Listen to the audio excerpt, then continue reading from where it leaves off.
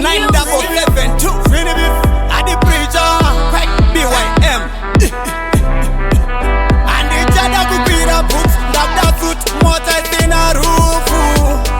msati buf ruda suit takapane ufu dakatopigira kutoka msana chanda pana doya karara dakatopigira kupenda msana chanda pana doya mara vari kutini wane life yangu but ndoseta pesi ndinoziva namo yangu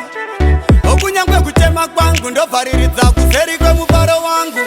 nokunamata kuna tenzi wangu dai vandivhenekera mukufamba kwangu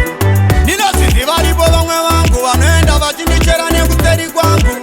vanongoti dai chaponji dai yapo yakarota dai chikaurewa nefodya apa ndiri sopo vari baba vakandizodza ndine spidi yeropa vari kuchokwadza ndodonza wandisundira mugomba skus ndivhurireni pini vanditsvagira makona kuti ndife ndiri ropa skus ndivhurireni pini vandichokwadza ndodonza wandisundira mugomba skus ndivhurireni pinde vanditsvagira makona kuti ndife ndiri ropa skus ndivhurireni pinde magwedzanda hepa zvimwe chete nekuzesa dhokotera ndo vachiranguriri peta mumwe achitera jecha mumwe kushanda kupfeka chero kupanda mari kwacho uchiketa uyo mupurisa kutepa uyo anoemba ndirepa ari kushingirira nyangwe zvichinetsa handipenda kupfeka usatsvaga uchisecha kwei kachirikako kakaneta vari kuchokwadza ndodonza wandisundira mugomba skus ndivhurireni pinde vanditsvagira makona kuti ndife ndiri ropa skus ndivhurireni pinde vandichokwadza ndodonza wandisundira mugomba skus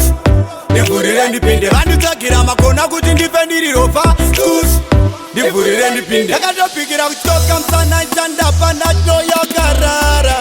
ndakatopikira kupenda msana chandapa nacho yamahara vari kutini wane life yangu but ndoseta pesi ndinoziva namo yangu okunyangwe kuchema kwangu ndovhariridza kuseri kwemufaro wangu nokunamata kuna tenzi wangu dai vandivhenekera mukufamba kwangu ndinozviziva varipo vamwe vangu vanoenda vachindichera nekuseri kwangu vanongoti dai chaponji dai yapo yakarota dai chikaurewa nefodya apa ndiri sopo vari baba vakandizodza ndine spidi yeropa vari kuchokwadza ndodonza wandisundira mugomba skus ndivhurireni pini vanditsvagira makona kuti ndife ndiri ropa